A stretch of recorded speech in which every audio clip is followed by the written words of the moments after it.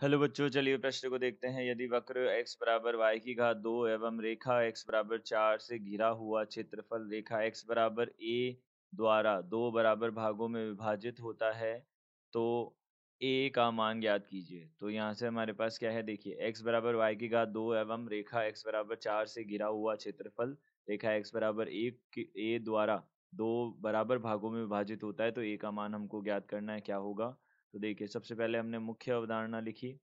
तो मुख्य अवधारणा के अनुसार हम यहाँ से बोल सकते हैं कोई भी हमारे पास में वक्र y बराबर एफ एक्स का x बराबर a से x बराबर b तक x एक्स से घिरा हुआ क्षेत्र, x अक्ष से घिरा क्षेत्र का क्षेत्रफल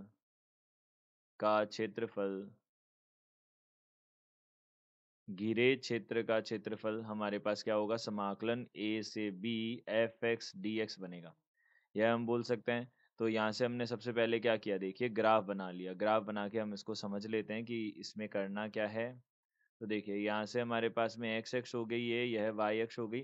अब हमको बोला एक्स बराबर वाई की घात 2 है। एक्स बराबर वाई की घात 2 जो है, हमारे पास एक परवलय होता है जिसका ग्राफ कुछ इस तरह से बनता है, जिसका ग्राफ कुछ इस तरीके से बनता है। अब हमको बोला एक्स बराबर 4, यह हमारे पास एक्स बराबर 4 वाली रेखा होगी। एक्स बराबर 4 से घिरा हुआ क्षेत्र एक्स बराबर ए से घिरे हुए क्षेत्र, देखिए एक्स बराबर ए जो है उससे घिरे हुए क्षेत्र को दो बराबर भागों में विभाजित करता है। तो यहाँ से देखिए एक्स बराबर ए रेखा द्वारा दो बराबर भागों में विभाजित होता है, यानी कि ये वाला भाग और ये वाला भाग बराबर हमको दिखाना है और ए का मान बताना है किस मान के लिए वह क्या होगा, बराबर होगा। तो सबसे पहले हमने यहाँ पे क्या किया, हम देखिए इसका समाकलन करेंगे और फिर इसको हल करेंगे। देखिए क्षेत्रफल हम देख लेते हैं पहले। तो हम केवल एक्स एक्स के ऊपर वाला क्षेत्रफल लेंगे और उसको 2 से गुणा कर देंगे तो हमारे पास पूरा क्षेत्रफल आ जाएगा। तो यहाँ से देखिए एक्स बराबर वाई की घात 2 है तो हम यहाँ पे वाई का मान ज्ञात कर लेते हैं। तो y बराबर प्लस माइनस वर्गमूल x बनेगा, लेकिन हमें लेना धनात्मक होगा क्योंकि हम x x के ऊपर वाला चित्र ज्ञात करेंगे। तो उसके लिए y का मान समान होगा। तो यहाँ से हम बोलेंगे y का मान क्या होगा, धनात्मक होगा। तो x x के ऊपर वाले भाग के लिए y का मान क्या होता है, धनात्मक होता है। तो हमने यहाँ पे धनात्मक ले लिया। अब देखिए, अब हम इसको हल करते हैं। क्षेत्रफल हम दोनों भागों का क्षेत्रफल ज्ञात करते हैं। तो क्षेत्रफल हमारे पास क्या होगा, देखिए सबसे पहले तो हम जीरो से क्षेत्रफल, हम इसको बोल देते क्षेत्रफल प्रथम, यह हमने बोल दिया। तो यहाँ पे क्या हो जाएगा, 2 गुणा जीरो से ए तक। अब जीरो से ए तक यहाँ पे y का मान रखा, वर्गमूल x बनेगा। यह बनेगा हमारे पास क्षेत्रफल 1। तो इसको हल किया हमने, तो 2 गुणा, अब देखिए यहाँ पे हम पहले तो एक सूत्र लिख देते हैं कि समाकलन x की घात n जो होता है वह किसके बराबर होता है, यह x की घात n प्लस 1 बटा n प्लस 1 और प्लस c के बराबर होता है। यह हमारे पास सूत्र होता है। इसका उपयोग करेंगे 2, यहाँ से कितना हो जाएगा, x की घात 3 बटा 2 बटा 3 बटा 2 और इसकी जो सीमाएं हैं वह 0 से 1 हो जाएगी।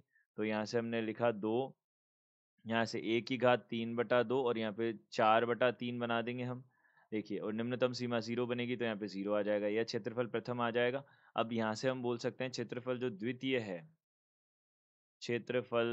द्वितीय है हमारे पास में वह क्या बनेगा, देखिए वह हमारे पास बनेगा 2 गुणा वर्ग, यहाँ पे हो जाएगा वर्गमूल 2 से a तक चला जाए, माफ कीजिएगा, यहाँ से 2 से a से कितना तक चला जाएगा, 4 तक चला जाएगा। a से 4 तक का है। देखिए ये दूसरे भाग का क्षेत्रफल हम देख रहे हैं।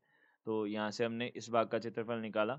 तो यहाँ पे 2 a से 4 तक जाएगा और यहाँ पे वर्गमूल x dx आ जाएगा। तो यहाँ से देखिए 2, अब यहाँ से हमने इसका समाकलन किया तो x की घात 3 बटा 2 बटा 3 बटा 2 आ जाएगा और यहाँ से a से 4 तक हमारे पास बनेगा ये। तो हमने इसको हल किया तो यहाँ पे 4 बटा 3 आएगा। यहाँ से ऊपरी सीमा हमने रखी तो यहाँ पे 4 की घात 3 बटा 2 हो जाएगा और माइनस यहाँ से 1 की घात 3 बटा 2 आ जाएगा। यह बन जाएगा। अब दोनों क्षेत्रफल तो हमारे पास बराबर है। तो हमने बोला क्षेत्रफल हमारे पास में क्या है, प्रथम का, यह किसके बराबर है, क्षेत्रफल जो है वह कितने का, द्वितीय का। तो यह दोनों हमारे पास में क्या है, बराबर है।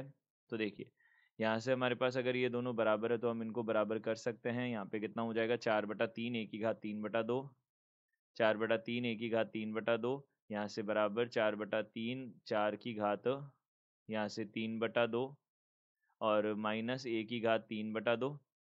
यह हमारे पास कितना हो जाएगा, देखिए 4/3 से 4/3 काट देंगे, यहाँ से 1 की घात 3/2 और यहाँ पे 1 की घात 3/2 इधर आएगा तो 2 गुणा 1 की घात 3/2 बराबर यहाँ पे 4 की घात 3/2। तो 4 को हम क्या लिख सकते हैं, 2 की घात 2 लिख सकते हैं। तो 2 की घात 2 फिर उसमें 3/2 का गुणा करेंगे तो यहाँ पे 2 की घात 3 बचेगा, यह बनेगा।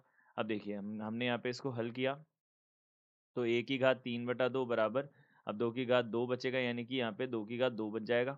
अब देखिए अब इसको हमने हल किया तो यहाँ पे 3/2 है तो हम दोनों तरफ क्या करेंगे, 2/3 घात कर देंगे तो 1 की घात यहाँ पे 1 बचेगा और 2 की घात 2 और उसकी घात कितना बन जाएगा, 2/3 बन जाएगा। तो यहाँ से a का मान कितना आ जाएगा हमारे पास, a का मान आ जाएगा 2 की घात, यहाँ से 2 की घात कितना आ जाएगा, 4/3 आ जाएगा। यह हमारे पास बन जाएगा तो हम बोल सकते हैं a बराबर यहाँ पे कितना हो जाएगा, 2 की घात 4 कितना होता है 16 और इसकी घात कितनी है 1/3 यानी कि यहाँ पे घनमूल हो जाएगा इसका, 16 का घनमूल हो जाएगा यहाँ पे, यह बन जाएगा।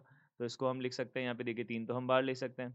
तो यहाँ से कितना हो जाएगा 2 और 2 यहाँ पे कितना हो जाएगा, 2 की घात 1/3 हो जाएगा। यह हमारे पास a का मान आ जाएगा। तो हम बोल सकते हैं यहाँ पे दिए गए प्रश्न का उत्तर यह है। आशा करते हैं आपको समझ आया होगा।